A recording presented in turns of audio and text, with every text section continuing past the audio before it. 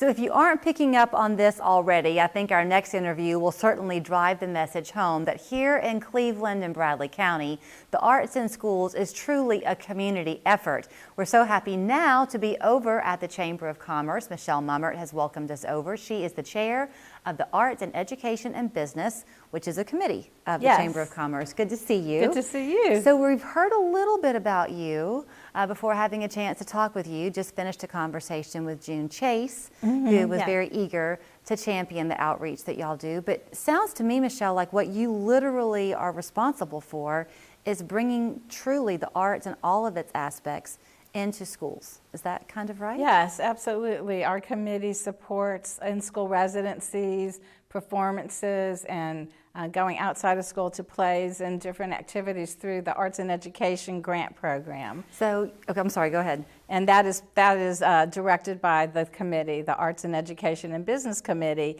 It's a huge program. It's been in existence for over 20 years.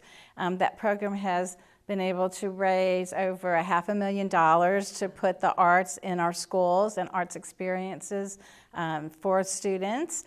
This program, the fundraiser is called Cherries Jubilee. It's an annual fundraiser, and that's headed by Nancy Kaysen, and she has been a long time supporter of the arts, is a local business owner on the Bradley County School Board, and just very active. So through that fundraising efforts from the community, businesses donate. What it is they take furniture and repurpose it in an artful way. So to hear you talk, I think one interesting thing is how obviously expert you are on the outreach here in Cleveland, but you are not a Cleveland native. You actually spent many years as a theater teacher in Cobb County middle schools outside of Atlanta. That's right. I am a transplant. My husband moved to the community in the 60s, and we moved to Atlanta in 1986. I was a stay-at-home mom with a communications degree, but I went back for my teaching degree and studied theater for youth. So I taught in Cobb County, so that kind of lends itself to what I'm doing here. And through that journey, I took some classes, got interested in something called teaching artistry and grants that put teaching artists into the schools. And the professor, Carol Jones, took me under her wing at the Woodruff Arts Center at the Alliance Theater, and I became very involved with Alliance Theater education to the point where when she retired, I was able to be director of that program. And so it was just such a wonderful experience. And moving here in 2015, it was amazing to find the Arts in Education and Business Council committee, so welcoming. You've touched on two things that are near and dear to my heart. So one, I know that not everybody watching is familiar with the Alliance Theater. I am, that's my hometown. It is stellar. So the fact that you had that level of responsibility and confidence among those people in your talent transitions you well, I think, to here. The other is you mentioned that you were a stay-at-home mom for 10 years. So was I. Yes. And I was a communications major and then a stay-at-home mom. So on that part, that excites me because the whole idea here of focusing this week is to remind people that the arts might be acting out the three little pigs in your family living room right now while the kids are home. But it's all about that imagination, the creativity, and what kids get when they're little. You're now seeing transitions into the workplace when they're grown. Absolutely.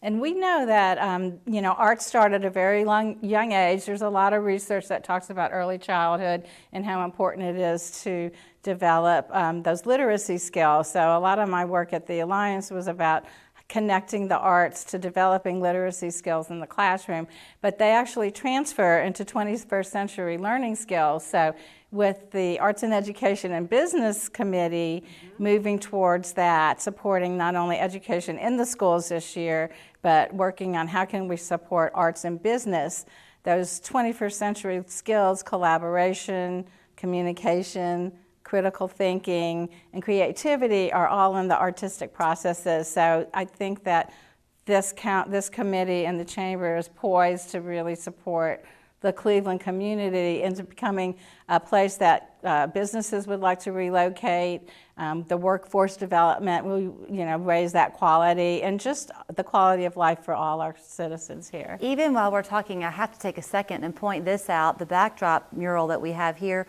was once wallpaper at the old chamber office. Yes. And it's hand painted by an artist here in town. And when you moved, you didn't want to lose the artwork, so very carefully, you at least were able to save this portion and frame it. But it's the arts, whether it's the music you're listening to this time of year or the visual arts or beautiful interior design, it inspires you and gets that thought process and creativity flowing. Right? Yes, yes. So This is almost 30 years old, I'm noticing. So I think that Cleveland has a very rich history of supporting the arts and being artistic in many ways. So I know you mentioned your fundraiser coming up in April with the Yes. Cherries Jubilee, and then you've got these fun events coming up beginning in February to help support the arts. There's an arts foundation that you're looking to support there. Can people even just contact your organization to find out about ways they can get involved? Yes, they can contact us at artisheretn.com. That's our website, or call the Cleveland Bradley Chamber of Commerce, and they can be directed to any of our events. There's also on the web a calendar called What's Happening in Cleveland and Charleston. Bradley County includes Charleston, and so you can also find events on that. And I don't want to leave our conversation without mentioning one thing. If you want to mark your calendar for January 6th, we love Judy Baker at Channel 3. She's part of the Storytelling Guild. That's also encompassed in with your committee. And Yes. that event's coming up. It's an old-fashioned Christmas storytelling, Yes, right? January 6th at the Museum Center at 5 Points. And I think we've been doing that since about 2007, supporting the Ocoee Theater Festival. And then that storyteller goes into the school settings and shares those stories with 500 to 1,000 students a year. And they all sit like this on Yes, the edge of their seat. yes. They're great, great people. Michelle, thank you for the Thank welcome you. in.